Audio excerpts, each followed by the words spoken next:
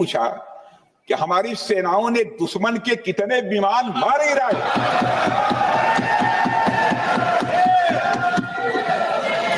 यदि यदि यदि यदि उन्हें यदि यदि उन्हें प्रश्न पूछना ही है अध्यक्ष महोदय, तो उनका प्रश्न यह होना चाहिए, क्या भारत ने आतंकवादी ठिकानों को तबाह किया?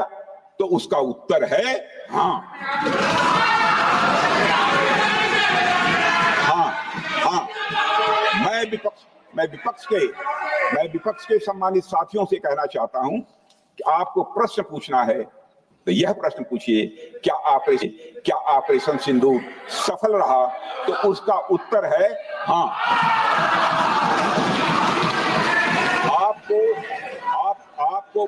आपको प्रश्न पूछना है तो यह प्रश्न पूछिए कि जिन आतंकियों ने हमारी बहनों, हमारी बेटियों का सिंदूर मिटाया, क्या हमारी सेनाओं ने ऑपरेशन सिंदूर में उन आतंकियों के आकाओं को मिटाया?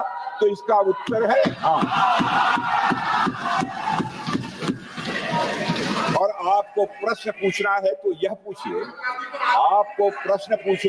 यह पूछिए कि इस ऑपरेशन में क्या हमारे जाबाज सैनिकों को कोई क्षति हुई है? तो उसका उत्तर है नहीं। अध्यक्ष महोदय, लक्ष्य जब बड़े हो तो अपेक्षाकृत छोटे मुद्दों पर हमारा ध्यान नहीं जाना चाहिए।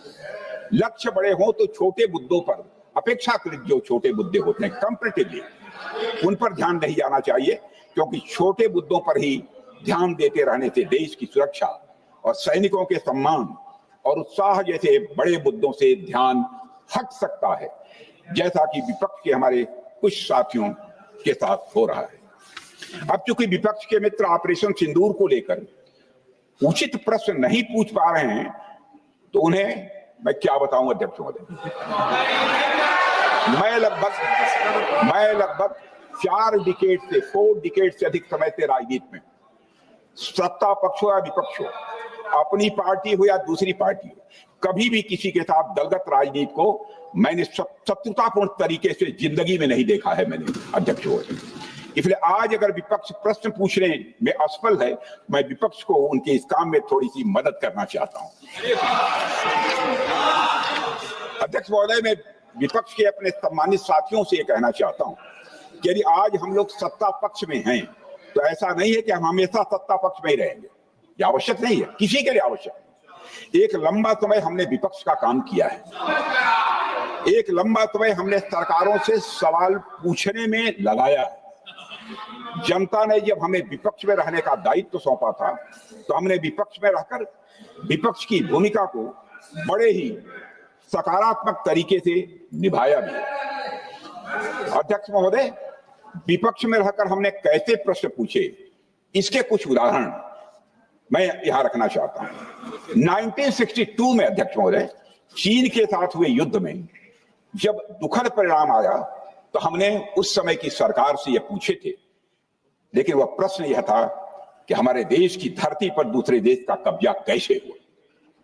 हमने यह प्रश्न पूछा था कि हमारी सेना और हमारी जनता अपमानित क्यों हुई।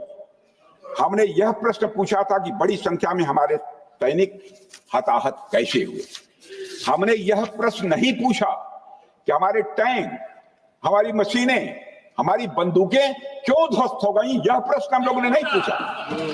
मशीनों और तोपों की चिंता न करके अध्यक्ष महोदय, हमने देश की टेरिटरी की चिंता की, हमने देश के सैनिकों की। इसी तरह 71 के युद्ध में, 71 के युद्ध में जब हमने पाकिस्तान को सबक सिखाया, उस समय की सरकार को मैं बधाई देना चाहता हूं। हमने अपने राजनीतिक और सैन्य नेतृत्व की प्रशंसा की। हमने ये नहीं देखा कि किस दल की सरकार है, किस विचारधारा की सरकार है, इसकी चिंता नहीं की कभी। हमारे नेता अटल बिहारी वाजपेयी ने संसद में खड़े होकर उस समय के नेतृत्व की प्रशंसा की थी। हमने इस बात की खुशी जाहिर कि हमने अपने शत्रु को सबक सिखाया। हमने उस दौरान यह प्रश्न नहीं पूछा कि सबक सिखाने के दौरान में भारत के कितने प्लेन्स गिरे, भारत के कितने इक्विपमेंट्स बर्बाद हुए, यह प्रश्न अध्यक्ष महोदय उस समय भी हम लोगों ने नहीं पूछा। अध्यक्ष महोदय, यदि मैं इसे और भी प्रैक्टिकल तरीके से समझाऊं तो किसी भी परीक्षा के परिणाम में रिजल्ट मैटर करता है। यदि किसी परीक्षा में कोई बच्चा अच्छे मार्क्स लेकर आ रहा है तो हमारे लिए उसके मार्क्स मैटर करने चाहिए। हमें इस बात का ध्यान नहीं रखना चाहिए कि एग्जाम के दौरान उसकी पेंसिल टूट गई थी या उसकी पेन खो गई।